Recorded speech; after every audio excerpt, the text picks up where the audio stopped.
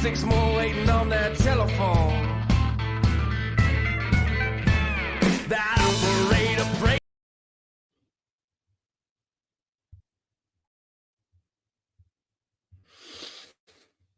What's up? What's going on? What is happening? All right. So, been a good week. Excited about today's guest.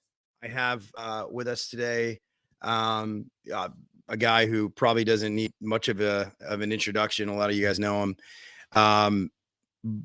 Before we get started here, just a couple of quick things. I got some really interesting guests coming up in the next couple of weeks, and I just wanted to make notes. So I talked to Tommy Mello. Tommy's going to come on. That's going to be a lot of fun. And I talked to Todd Lyles today. He's going to come on the show too, so that's pretty cool. Evan Hoffman, and I actually, if you guys have seen, there's been this viral video that has gone around, and this Little League coach actually got this Little League coach actually got it was this like huge, like this fight. The Little League coach yelling at his son for his son was like 9 or something like that. It was crazy, right? So this thing goes viral. It's actually from my hometown of where I came from. Pretty wild. Anyway, so there was a coach that resigned from the whole thing and doesn't want to do sports anymore, and he'd been there for years and years. But anyway, be talking to him too. So very cool. Anyway, today I have a gentleman by the name of Brent Buckley. There he is. Brent, what's happening, man? You're in sunny Las Vegas. Yep. Thanks for having me on, Everett. Yeah. Sunny, 108 degrees today here in Vegas. So lots of air conditioning needs. It's got to be very difficult to sell air conditioners in 108-degree weather. I don't know how you were ever able to do it. Well, for 3 months out of the year, it's hot and high demand, but the other 9 months of the year, you got to be, I always called it, this is order taking season. So enjoy it for a couple months, and then you'll have to be a real salesman come September. Yeah. So for people because there's people that are going to watch this or listen to this that have no idea, they're not in the industry, they just like to whatever. What do you do? Who are you? Like, who's Brent Buckley? Well, I started out like a lot of you guys. My father was in the business all my life, and I turned 18, graduated high school, and was looking for a summer job, and I was helping my dad out running parts and helping with installs, and got sucked into the industry full time about 6 months later. So I started as an installer, as a helper, then a lead installer, then I became a service tech. My dad lived in Colorado, so I spent a year and a half out there, and I ended up moving back to Vegas, where I'm from, and put me in connection with Ken Goodrich. And I started with Ken Goodrich, I think I was 19 and a half years old, at a company that he had just started called Yes Air Conditioning here. And I started as a selling technician, and I had my first $1 million year in 2005, which was kind of unheard of. I mean, there was only a few people that really did that kind of revenue back then. And every year I just strive to be better at my process and increasing my revenue and sales ability. So yeah, I remember like in 2009, like when I started in this industry, was it 2009? I remember, and it was like you got like a plaque or an award if you were like, if it was $1 million, you'd be like, whoa, we're gonna give $1.5 million. Be like, whoa, like yeah, if you were $1 million producer, you were in the top 0.005 percentile in our industry. So a lot's changed since then, A lot has changed. So, okay. So, all right. So since then though, you worked for years on the road. You were an installer, then you were a service technician, and you were a selling technician. You learned how to price up jobs and everything else. And then you a few years ago, right? Like, didn't you bought a company, right? Yeah. So, each year I outperformed the year before, sometimes by only a few 100,000, sometimes by a million, depending on the year. But I ended up in 2019 at about 7.5 million in sales. And that was as a selling tech. So I was, going out to service calls, flipping the jobs over to myself and basically selling them. I was the only one from start to finish. And I over those years, got to work on my process because, when it started in the beginning, it wasn't easy. And, the process wasn't correct, so over the years, I was able to constantly kind of tweak it. That doesn't work, tweak it.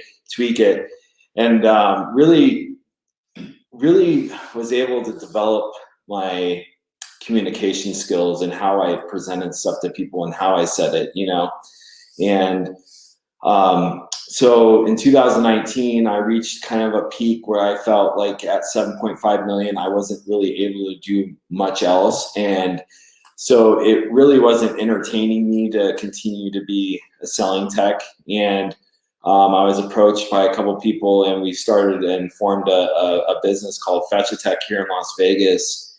And basically, we rolled up 3 companies. The business in total was doing about $7 to $8 million with a negative $1 million of EBITDA. So I came in there and was able. It started with just me, as I was doing. I was a comfort advisor and I was a selling tech. So in the morning, I would go run some service calls, and then by 10 o'clock, the other 2 technicians I had with me were, working on something. I was communicating with them, and I would run over to them. And it started off like that, and it kind of elevated over the next 12 months to where we had 10 to 15 technicians at any given time. My time was then spent assisting those guys and going out to their jobs. And I know a lot of people are like, hey, how in the heck is it possible that you even have enough time in the day to do 14 million? And I will tell you this, if you asked me 5-6 years ago if I could do 14 million, I would say it was impossible. But when I was a selling tech, I knew I needed to scale myself and spread myself out more, And so what I started doing is developing people, replacing myself, basically developing more technicians that were, that knew my process, and I was able to train that too. And I at one time I had 15 technicians and me and a couple other salespeople, and I was literally running 6-7 days a week, 5 to 6 leads a day, and closing 85% of those at a 20,000 plus average ticket. And it happened. So, for all the people that say it's impossible, well, it's not impossible, because I did it, and 95% of that was in the home. And I just developed some really, really good technicians that were able to communicate and flip those jobs over, and we were really efficient about it. Yeah, that was a big question, was like, dude, how do you find enough time in the day? And so really, I mean, it's the same process that's ran in so many different businesses, and especially in our business, right? It's like, okay, so you teach a process, and when the opportunity arises, you arrive at the house and you propose options that make it easy for people to make a decision. So I find it's interesting because, like I said, I was talking to you a little bit before, and I was saying, like, in these groups, they're loud. These guys are loud. And like, a lot of them, I think, are just haters because they're jealous of success in general. I think that's just the nature of the beast. People are just jealous of other people that are successful. And I get it. The Yankees. I get it. I mean, like I said, if you asked me 5 years ago if I can do 14 million, or if you told me somebody in the industry 5 years ago that was doing 14 million, I would tell you it's impossible. I'm like, because I was maxed out at 7.8 million as a selling tech. I really couldn't do anything more than that, and that took me 20 years or 18 years to get to that point to where I could even, do that.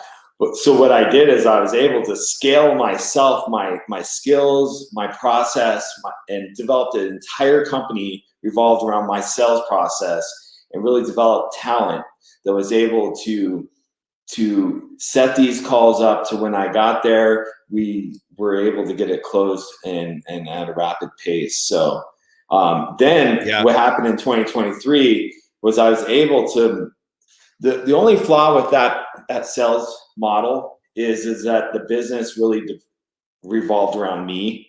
And at some point, when you're trying to get past like 25 million and 7 million of EBITDA and all that, you got to look outside the box. So in 2023, I kind of changed it up and I got out of the field, and I was more of a coach and a call-by-call manager in the office. And I was able to take my top 2 or 3 flippers and make them CAs. And because they got to see me come to every call, and they got to see the sales process and the closing process, and they were able to duplicate it at a pretty good level to where I trusted that they were able to do it. And I started just creating myself over and over and over again. And I've been out of the business since January. And I mean, they're still pacing a $25-30 million a year without me there. So you fetched techs. You fetched techs. No, I'm just saying, I was trying to play on words there, like fetch a tech. I built salespeople is what I did. I took great people that were, that had great communication already, and I was able to kind of build them into, Fetch has got probably 3 or 4 or $5 million producers right now. When we started, a couple of those guys, like one of the guys just told me he's the top in the division, and I remember hiring him, and he was coming from another company making $700 a week. And now he's, these guys have been able to buy houses and cars and really, part of my sales process and my, the sales environment that I created was discipline and consistency. And it took a lot for some of these guys to fall in line, but over time we were able to really build something that was a system there, and so I'm really proud of what we created over at Fetch a Tech. And I don't know if all the listeners know, but we were able in 2023 to exit the business at a very high multiple, north of 12x. And so now I'm on the corporate side, helping them develop sales or maintenance technicians and stuff at different branches throughout the country. Champions Group has about 20 different branches, 22.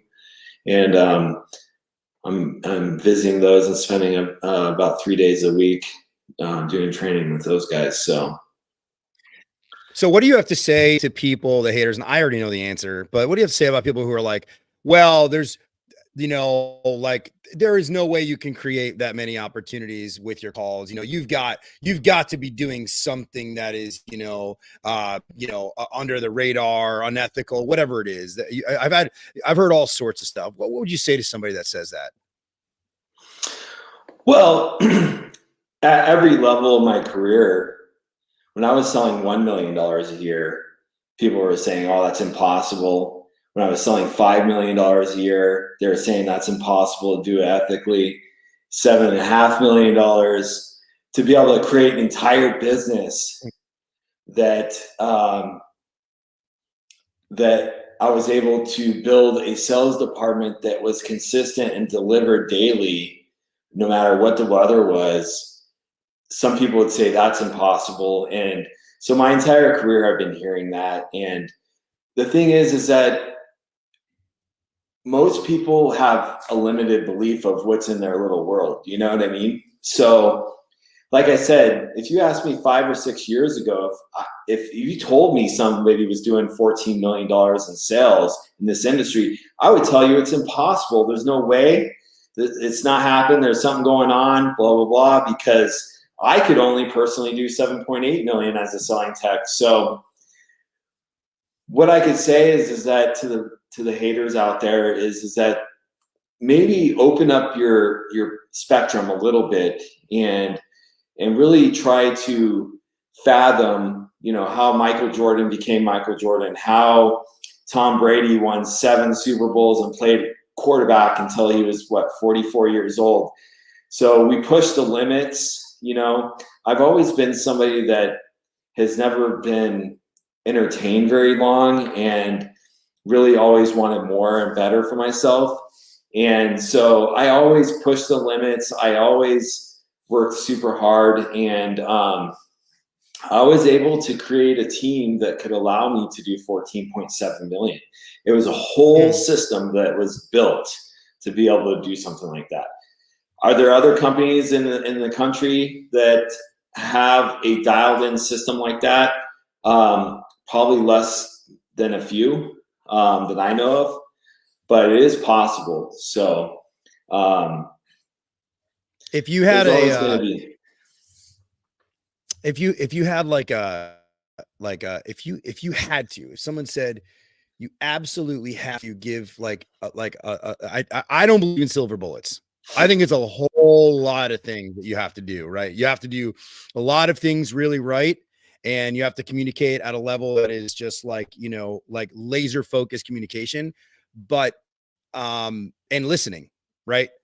But what, if you had to say there's like an attribute that you think made you, what would you say your strongest attribute actually is? Like, what would it be? Well, I've always been driven, and I've always been disciplined. So my wife thinks I'm crazy. Well, she doesn't think I'm crazy, but if you asked her today, she'd be like, he has the same exact routine every single day. He gets out of bed, he goes and brushes his teeth, he sits down on his chair, and he puts his clothes on. He goes to the garage, he puts his boots on before he goes to work, and he's out at the same time. I'm never late, I'm always early. And so I've always had that strict discipline of, even though I don't feel like doing it, I'm still going to do it, and that's transferred to a lot of different areas of my life. Physically, when I'm talking about the gym, financially, my marriage, my kids, everything has all translated. But I think the best thing that ever happened to my sales career was being able to talk to people and disarm people and be able to communicate in a tone that they really they're able to gravitate to you, your energy, because it's not, that saying, it's not what you say, it's how you say it.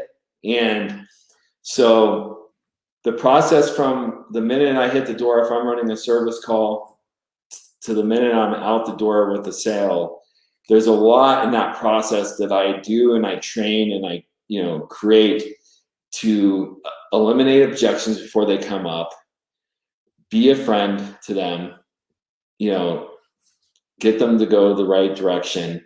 And I think a lot of it's your tonality and the way that it's presented and how it's said. Yeah, that's very interesting, because my observation of you, like when we met in Vegas a couple years ago, was that you're very unassuming, and also I think it's a friend. You have a very friendly nature about you. And I think that I actually have, I think, the same characteristic. And I think people gravitate towards that.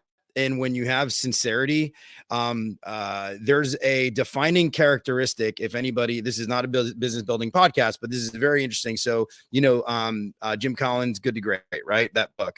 One of the things that Jim Collins talks about in studying all of these businesses for like years and years and years and years and years is that the leaders in those organizations, that there's one defining characteristic of a leader in an organization that can define like the highest level of leader. And that one characteristic, it's not drive, it's not any of the other stuff. It's actually humility. And I think you have a level of drive and passion, yes, but I think that you have a level of humility to you that is like uncanny for somebody who's as highly successful as you are. So it's definitely something to note, right? I don't know if you view yourself like that. Yeah, no, I do.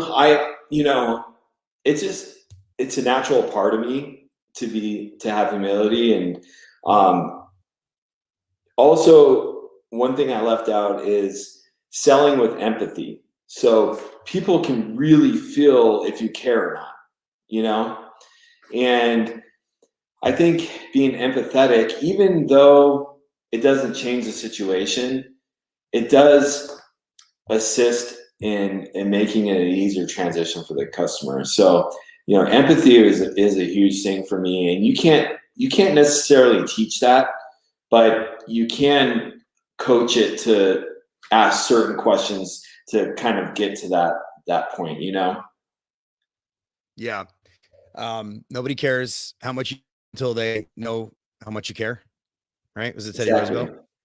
Yeah. Yeah. So in your travels, in your days, I mean, you're talking about like at this point in time, 23 years, that's like probably tens of thousands of calls that you've run. What's like the craziest shit you've seen? You're in Vegas, man. right? So like I'm in Vegas. You're What stays in Vegas? You've seen some stuff, man. Yeah.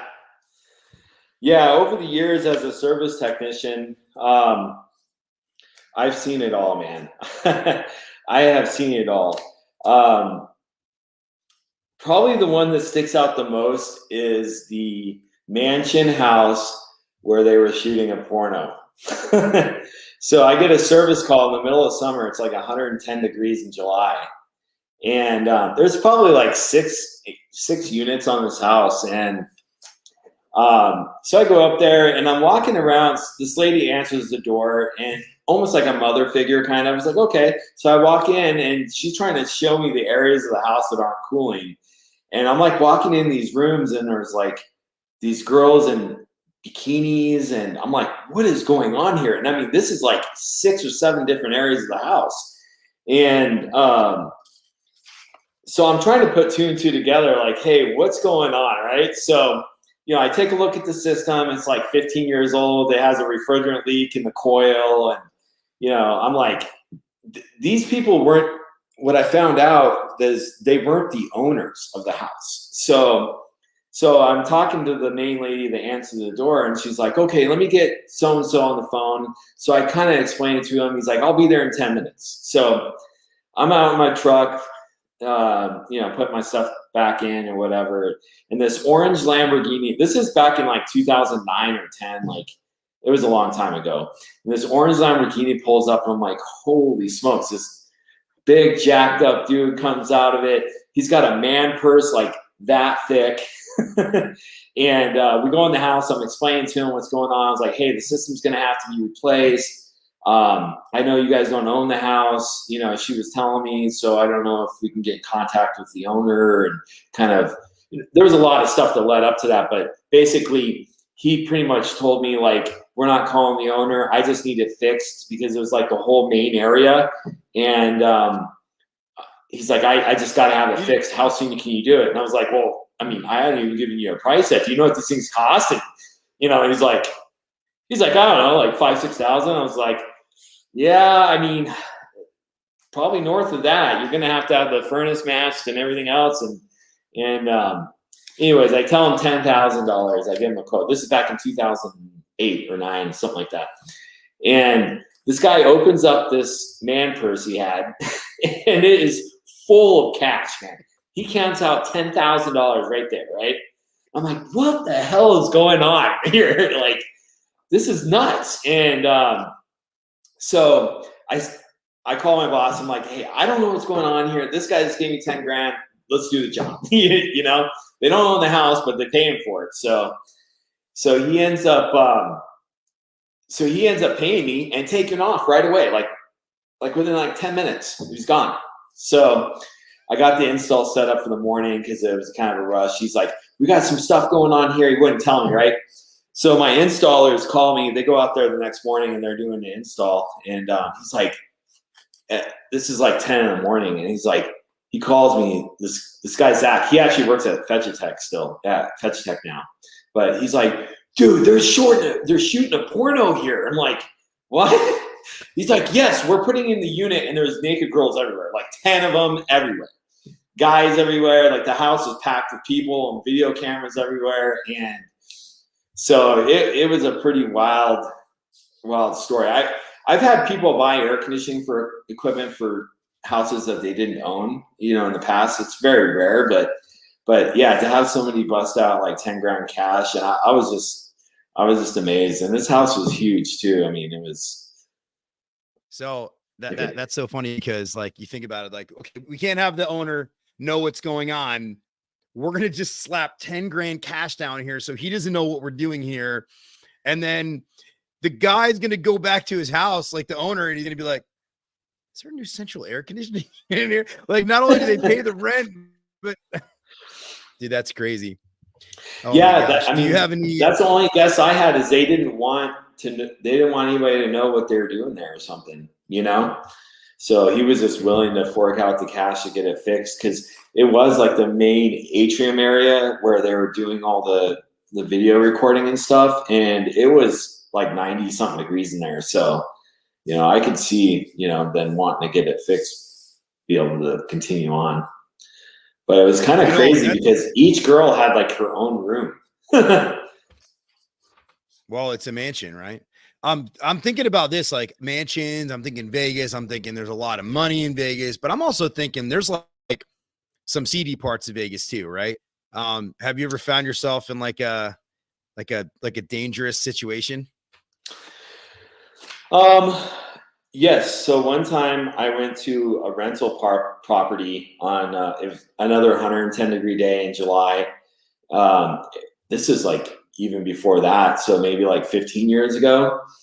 And I went to this guy's rental property. He had a bad motor and a blower wheel and some other stuff. And it was going to be like $2 grand. And he's like, well, just fix it. And I'm like, well, I got to talk to the owner and get approval. I can't even perform any work here. And we kept calling the owner, and the owner was like overseas. And so we weren't able to get in contact with him right away. And the guy was dying in the house. And I was like, why don't you just like pay for it now, you know, and then get reimbursed from her? And he refused. And it kind of went on for like an hour, and we were like super busy. And I'm like, hey man, I'll call you back. Here's my number. And so he ends up, I start to like gather my stuff and walk out the front door, and he like pulls a gun on me, and he's like, you're not going anywhere. I'm like, what? Yeah. He's like, you're going to get this thing fixed. I'm like, okay, let me go talk to my office real quick. So I walk out, and he's got a freaking gun in his hand. And I go and get in my van and talk there, and I just take off, dude. Yeah, and, dude, get out of there. Yeah. I was do not service. Crazy. Yeah. Do not service. Wow. So like he calls back like 3 days later to the office, like asking if we could come out and do the repairs because he got approval from the owner or whatever, and blah, blah, blah. And we're like, yeah, we're not going back there again. So yeah, that was pretty crazy. I mean, we see like gunshots to condensers all the time, like on rooftops, because we have a lot of rooftop package units here, residential houses. So you see that pretty often. But yeah, it's a pretty crazy place. I mean, one of the other ones that stands out is I was probably only working a year or two in Vegas. So I had to have been like 21, 22. And I go to a sleazy part of town into these condos, and I'm looking at this air conditioning unit, and this lady's kind of following me around. She's like, okay, I got to take a phone call, and so I go back to her, and she's literally a sex phone operator. So she's on the phone making all kinds of noises, and she's like, hold. She puts the phone back. She's, oh my God, this guy won't let me go. And then she just, because I guess they keep buying more minutes or something from her. And this is like the 1-900 numbers, 1-900 numbers back in the day. Holy moly. Yeah, she was literally doing it on the phone as I was trying to explain to her on paper what was wrong with her system, because this phone call went on for an hour, dude. Like, so I'm like writing it down, and she's like on the phone making noises, and every once in a while she'd like put it to her chest real quick and then say something to me and then put it back. And surprisingly or not, I didn't think this lady had 2 nickels to rub together. She bought a new unit because I was able to finance it for her, but still she had the credit to do it, which I was shocked because it's a really bad area of town. And she actually owned the condo, so it was kind of weird. Every once in a while, man, you get like, I mean, I had a customer whip out like freaking 10 grand in cash, and I thought this woman was off her rocker. She was crazy, and she was living in like complete filth. And she goes, hang on. And she goes upstairs, and she comes down with a deposit of $7,000 in cash. And I'm like, okay, we'll do the job. I had a lady one time on a mobile home go pull the skirting off the side of the mobile home, go under the mobile home, and get $10,000 in cash and come back out. And this lady was like 75 years old. Like, she crawled underneath there and grabbed it. It was crazy. I was like, so that was pretty odd. Dude, that's crazy. Yeah. So like what's kind of like, give me, I'd be interested in, I know you have a couple like in the hopper. I would be interested to hear some of your more interesting ones. This one's a little bit more of kind of something that was like a good deed that I had done. So probably it's on, you could Google it probably on Google and find it. But back in like 2017, I went to this husband and wife, elderly couple. They had we were like the third company out. They were trying to figure out how to get it fixed, and nobody could do it. And it needed a new unit, and they couldn't get financing. They had some things that were outside of their control happen to them, where they, their credit wasn't, able to allow for anything like that. And so I don't know, like the people were so genuine and nice, and you could tell they're just like good people. And I was like, look, let me call my office. I'll buy the unit and help you guys out. And I'll see if I can get the crane to donate their time. And I'll see if the company, at the time it was Yes, if they would be able to donate, the sheet metal and the install and all that. Let me see if I can coordinate something for you guys. Because I could tell it was extremely hot. They had no air. They're elderly. You could tell when you went in the house that they were just dying. Like, I was afraid like that they had one room with a portable unit in it that they stayed in. And, I was kind of concerned that, something could happen there if we didn't restore the air conditioning. It was just that hot out. And so I was able to get the crane to donate their time. I purchased the unit from our manufacturer Carrier. They gave me a great deal on it. They had a kind of like a scratch and dent one. I got the company to donate the labor, and we were able to set a new unit. And it didn't start out like this, but the marketing guy at Yes Air Conditioning and ARS, they kind of got wind of what was going on, and they actually surprised me out at the property with Fox 5, and so it was like a whole story. Wow. But yeah, it was a really good, memorable moment from me, because I was able to do something and give back. Over the years, I've done a lot of repairs and stuff for free, capacitors, stuff just for people that just really couldn't afford it. As a premium contractor too, we weren't the cheapest guys in town. And so some people just weren't able to do it, for one reason or another. And I've always done a lot of different small things. And it's just, to me, I just think of it as like, a good deed. And it's, we make really great money out there and margins and stuff. And we can give back to the community when we have an opportunity to. So that was really a standout moment for me in my career. And we did last year. There was a lady.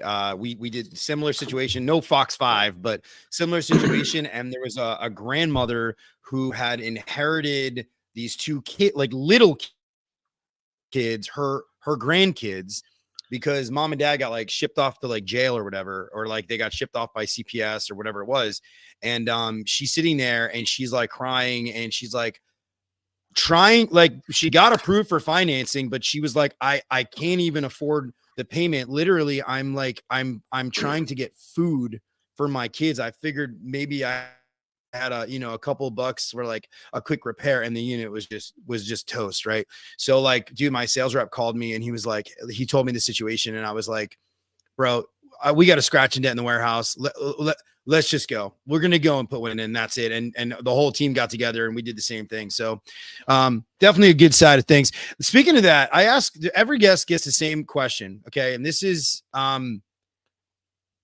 what is one experience, one customer, it could be somebody you worked with, but specifically in the field. And I like to hear about customers specifically that like you ran a call there and it lives with you, like shapes you in some sort of way where you think about it today still.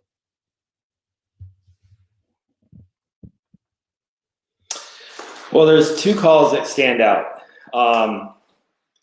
One was the biggest sale of my entire career, and two would be the other one, which was the nastiest house I've ever been in, and it still gives me creeps. And I remember our installers actually installing the equipment in hazmat suits after they fumigated the house. But I'll start with the first one. Let me clarify. What I meant by that is like something that you learned that you carry with you as like a lesson, like something that is like maybe heartfelt, maybe inspired you in some sort of. Well, I mean, when you're dealing with the public, you're running into all kinds of different scenarios, every day. But I think the most inspiring and most memorable call would be really probably. I put you on the spot. Yeah. It's funny too, because I've had a couple of people who it's like instantaneous, and then a couple of people who have been doing this a really, really long time who have a harder time because there's so many like moments. Because I don't know about you, but I'm cerebral, so I carry so many of these stories like with me. Well, I think most of them are elderly. I think one thing that stands out to me, and it's come to mind, is the can lady. And I call her the can lady because she lived in a mobile home. She didn't have anything. There was a couch and a bed, and she would pay us every year $169 for a maintenance contract. She would request me only, and I would go out there, for as long as I can remember, 10 years at least. And every time I went out there, she gave me a tip of canned goods. So I would have a shopping bag of canned food that was sometimes expired. And it just reminded me every time is that, that was her way of showing appreciation and the humility, and I accepted that every single time. And, I wouldn't necessarily eat it or anything, but I might donate it or whatever. But the can lady is a pretty significant memory because every time I go out there, I'll get a big bag of canned goods as a tip. So, do you still have stuff in your house that maybe a customer gave you? No, I mean, I've always, like I told all my people, all my sales guys and technicians over the years, if they offer you something, you take it. Meaning, if it's coffee, water, you sit down and drink it. You have lunch with them, because they're trying to, that's their way of showing you that they like you and they appreciate your service, and they're trying to show you value in that way, And some people won't actually do business with you unless you break bread with them. And actually, it's funny because Jason Walker told this story about how he drank, like, in order for him to get the sale, he had to drink. It was this, like, I think it was an Indian guy. He had to drink kava, and the guy made him drink a shot of kava with him before he said, yes, go ahead. He's like, I'll do this job with you, but you have to drink a shot of kava with me. And he got messed up, actually, and ended up having to call out the rest of the day. Yeah. Wow. Yeah. I think when you're able to sit down at somebody's table and share coffee or water or maybe a sandwich or whatever, I think that builds, a lot of character, and it builds a relationship with the customer, that you didn't have just talking to them in the hallway of their house or whatever. I'll never forget this one house, and this is one that lives with me, right? Crazy house. There was a helicopter in the basement. Okay. And it was a massive house. It was like in Bon Jovi and Bruce Springsteen's neighborhood, New Jersey, an area called Rumson. And I was there. Nicest couple ever, right? The guy invented like something. He was like a crazy invention. Yeah, funny. Bearskin rugs, tiger skin rugs, all this kind of stuff. Well, we sat at the table. I was there for a while. They were like, we're shopping around. We're just letting you know that we're shopping around. But we do want, it's an important decision for us. We sat down, and I'll never forget, this woman broke out, and I was there for like 4 hours, and she broke out a hunk of turkey pastrami, not sliced from the deli, but like the whole hunk of turkey pastrami, which, if everybody knows, like, not everybody knows this, but my favorite cold cut meat ever in the history of the world is turkey pastrami. So I was like, so she sits there and she slices me off this most magnificent, like, it was like gourmet, like turkey pastrami. Anyway, she slices it up. She puts it out. She gives me a sandwich. I ate the sandwich with them. I enjoyed their company. And wouldn't you know, they were like, could you give us 1 minute? And it went in the other room and came back in or whatever. And they were like, we've decided we're not going to shop around. We're just going to go ahead with it. We love you. We really want to do this job. And I can't help but to think, like, the fact that, she fed me and gave me this amazing sandwich that I thoroughly enjoyed. And I bet you, because I talk a lot, I bet you I said, like, hey, this is my favorite. You sat down with the best meat, lunch meat. Like, if I were to choose a lunch meat, like, this would be my lunch meat. So anyway. Huh. Yeah. That's interesting. Yeah. I wanted to tell you. So one thing that stands out on a call is my biggest sale ever happened a couple years ago. Actually, that was in that 14.7 million. My guys call me out to his house, and he's like, one of the units is kind of leaking, and it's like all rusty from the coil pan, rusted through, and it's kind of leaking down. And we're looking around, and I'm like, did you look at the other units? And they're like, well, no. I mean, there's 8 of them. It's like, well, I'm going to spend all day here. So we start, poking around and looking at everything. Anyways, we talked to the customer for a long time. I sold 8 inverters on this house for $240,000, and that was my biggest sale ever. And they paid with American Express. And so that was that job stands out just because of the massive size of it and all the callbacks. Oh yeah, I can imagine. So 8 inverters, and were they carrier? Were you doing carrier? We were doing Daikin, so gas split, 90% furnaces with an inverter AC. Yeah, the fit. Yeah, that's pretty cool. Wow. That reminds me, I have a friend, Chris, who actually runs a branch of ARS, and I'll never forget, like, this one sticks with me, but like, he went to this rental property, but there were like 7 boilers or 8 boilers or 9 boilers, like in the basement. And they were all like, they all needed service. They were all old. They all needed to get replaced or whatever. And the owner of the building, like he and him just got along or whatever it was. And the guy whipped out a black card at the end of it and gave him like 90 grand to do all the boilers. Like, just like, here you go.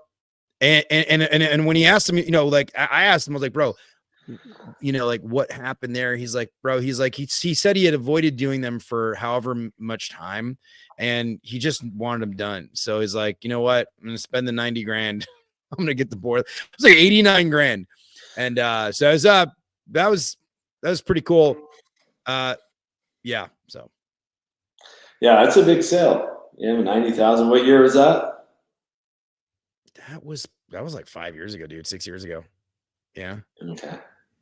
Yeah. When I moved to Dallas, I was managing this team with a company that I was working for. And then, but I was also like half the day, I was also out like doing what you did, right? Like running calls. So I remember there was this guy and he's pretty famous. So I don't want to like say who he is, but put it this way, like on the wealthiest people in like Texas list, but he was like a super shopper. You know what I mean? Like he was like, he wanted all the information, analytical, the whole deal. And I'm really good at that stuff. Like I love the technical aspect of it.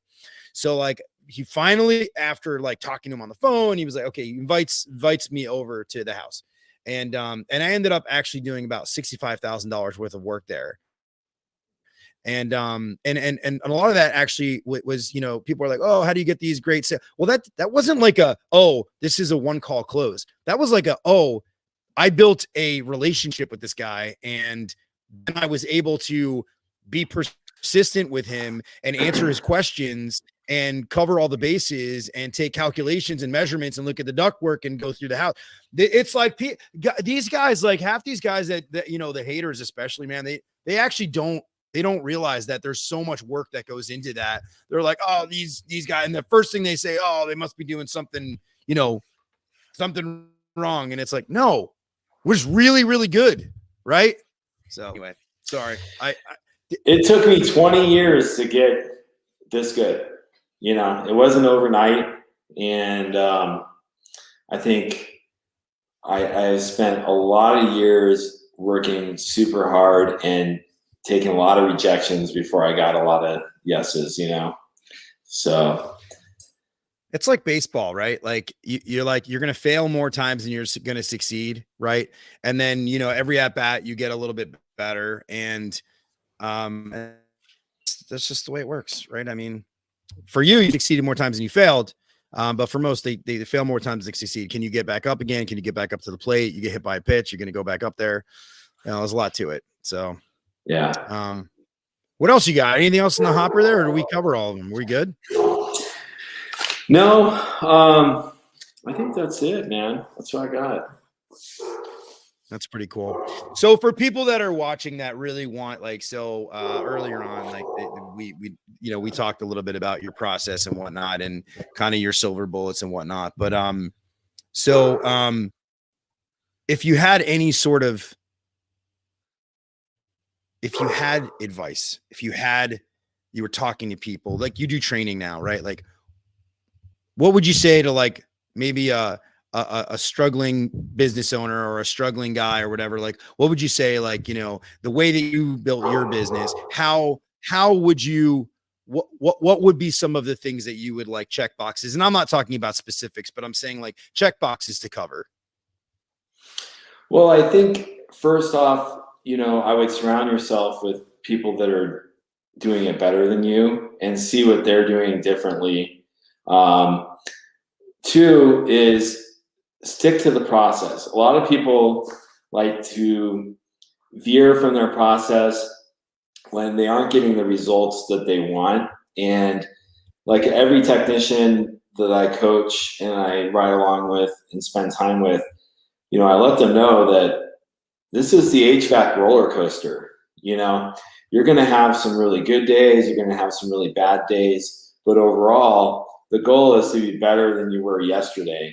And I know a lot of business owners this day and age with social media, they're seeing everybody post their $3 million a month, and this technician sold 800,000 in July, and they're almost distracted from what they need to do to improve from where they were yesterday and not worry about what everybody else is doing. So staying consistent to the process, surround yourself with people that are doing it better than you.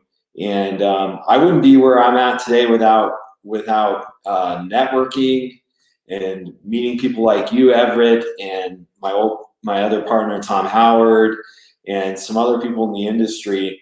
And there's so much opportunity out there for everybody. I think staying well connected in the industry, and for the business owners that are out there, and surround yourself with people that genuinely want to help you and contribute to your success. Because there's a lot of people out there that are, posing to have all the secrets and stuff. And there's no secret. I mean, I think the best secret there is that everyone has a journey, and some get there faster than others. And I think over time, if you stay consistent to, a growth mindset, that you'll get to where your goals want to be, That's powerful. I like the way you said that. Some people get there faster than others.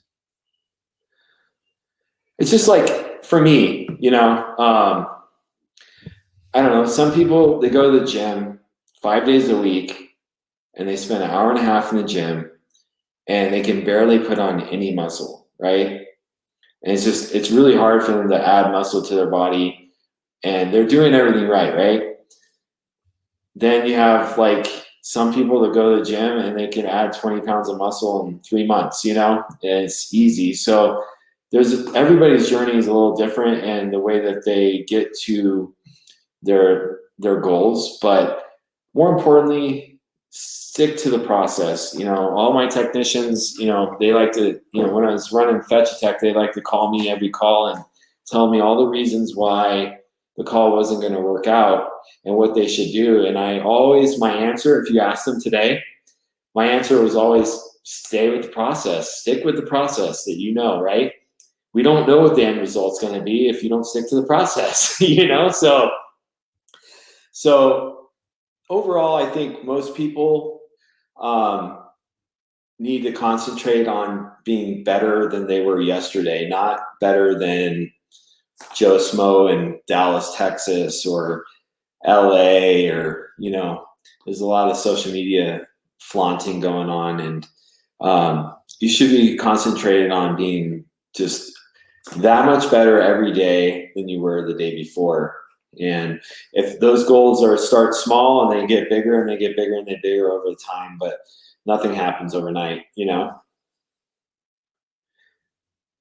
Yeah, small steps. And then there's actually a great book on that. It's called The Compound Effect. And it talks exactly about that. Like, it's like small steps. You can't, Rome wasn't built in a day, right? You're very rarely going to have like instant success over things. You have to take things, one sort of piece, one step at a time, like every day. Like I write lists out, and I'm like, okay, checkbox. And I kind of run my life in check boxes. Did I get this done? Did I get this done? Did I do this? Did I do this? I think you probably operate a lot like that. So man, this has been a really great conversation. Before we sort of, wind down here, is there anything you want to tell our audience here? You're in the greatest business out there, man. It's, HVAC, plumbing, home services. There's so much opportunity to be had out there for the people that want to work for it and go out there and get it. And for the technicians that are out there, continue to work on your process and grow a little bit each day. And before you know it, you'll be a $5 or $10 million producer. And for the business owners out there that are struggling, remember, business systems, processes, your culture, all that stuff is your end result is, how your business is performing. So, I would concentrate on each little thing as much as you can. What would you, one more, I have a question about that. So time management, you obviously have a family, you have a beautiful family. You work well for years. You work really like, where you're running 5.5, 6 days a week. How do you balance that? I didn't, when we were growing the business, Fetch Tech, I was working 6, 7 days a week, but, I really enjoy the grind, and I really balanced my time as much as possible with my family and kids. And, I would run from service call to football game to another sales call. And really, sometimes it's not a balance. Most of the successful people that I've seen in this industry haven't necessarily had the best, family, fitness, business, balance. So I think balance is for some people it's not, Yeah. It's funny you say that. There's a book by Timothy S. Grover called Winning.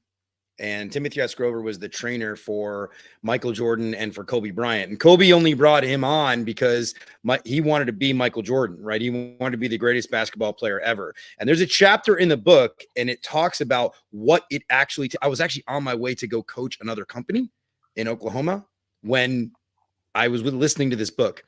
And it literally says, like, hey, if you're looking for balance, if you want to win, listen, everybody should have balance if that's what you want in life.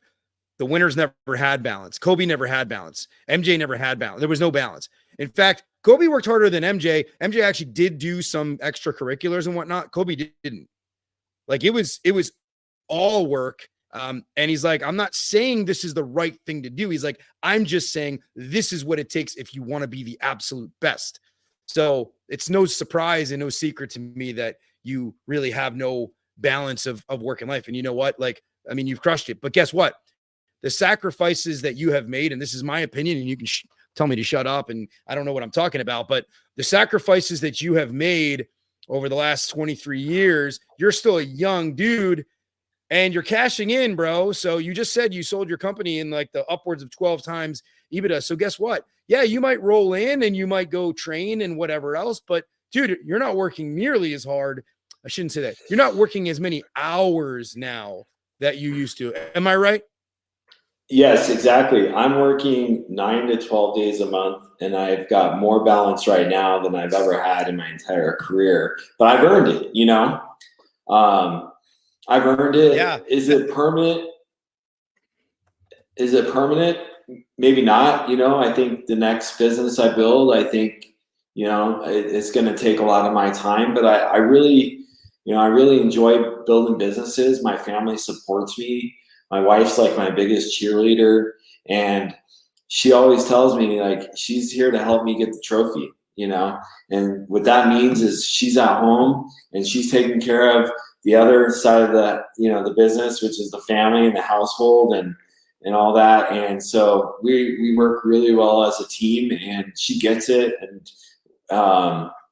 so right now I'm just enjoying the time I have with the family and stuff. And, my kids are older now, so it's a little easier. My daughter is going to be a senior next year. And my son is going to be in 9th grade, and then another one in 10th. So, they know, my role has always been the provider, so I feel like I contribute to the family in that way. But I think, if you want to be the best of the best, there is no balance. You're going to give every effort and time towards your goal of being the best in your industry. It doesn't matter if you're a basketball player, football player, HVAC sales guy, plumber, you can be the best of, in any industry, but it's going to absorb a lot of your time. So yeah, there's sacrifice there. Bro, I've loved this conversation. It's been awesome. Man. So, dude, I'm gonna say adieu. I appreciate everybody out there that watched. Do you have anything else you wanted to? No, just anybody that wants to connect, I'm on Facebook, Brent Buckley, Instagram, cooling_Vegas. You're welcome to send me DMs. I like to help out as much as I can in the industry and give back, because the industry has just been so good to me. And that's why I was telling you earlier, I love doing these podcasts when I can fit it in my schedule and stuff, because I just like giving back to the industry and showing people what's possible. And a lot of people have questions that that really help them out in their process and stuff. And if I'm able to get back to you, I will. So, but yeah, follow me on Instagram, Facebook. Let's all stay connected. That was, and a side note, I know you don't have a coaching company, right? You don't have a training company, but like you work with companies periodically. You have a little bit of time. Like, is that something that you're doing? Is that something that you are? Yes, very selective. I do have a little bit. I spend some of my off time coaching a few people here and there. My time's like super valuable and it's limited, so it's not like I can take on 20 or 30 people at a time. But the people I have been able to help, they've been able to improve their process and be able to provide better for their family. So. Okay. So nobody should really be blowing up your inbox, but for sure you can, yeah. Okay, good. So yeah, that's great, man. Well, you have, and so, yeah, I mean, you're working 9 days a week, but you're also doing some coaching on the side. So you're kind of filling the gaps there because that's what players do. Players play, I guess it's pretty wild. Totally get it. Totally get it. I have every minute of my life is filled. So, yeah, I don't know if I could do it any other way, dude. I really don't. I mean, I have a full-time job. I do this and I play music out all the time. I get hired to play like literally all the time and it's nuts. And I just, but I don't know if I could do it any other way. I don't know. I don't know how my wife deals with me either. Yeah. I mean, after we sold the business, I was at home for like a month and I was like, man, I cannot do this. So I got to be busy. It's for me, it's like the grind and and really just staying, productive. And, so although I could probably retire after the sale of Fetch a Tech, but I still see myself very deep rooted in the industry, and we'll see what opportunities come up later on. So I'm sure you've got something in the hopper, brother. Yeah, I'm gonna put you in the green here. So in the beginning here, I have a couple of guests coming on, trying to organize with Tommy Mello. Also, I am on the Misfits of HVAC podcast on Saturday. That's Ryan Hughes. Ryan Hughes has a huge following. Hughes Man AC on YouTube. It's a big YouTube thing. I'm going to be on his podcast as a guest on Saturday. So it's at 9:00, I think, Eastern on Saturday. And so, yeah, and we'll organize with everybody else. Love you guys. Thank you so much. Incredible engagement. I love all the conversations that everybody's having in all the groups, and we'll see you next week.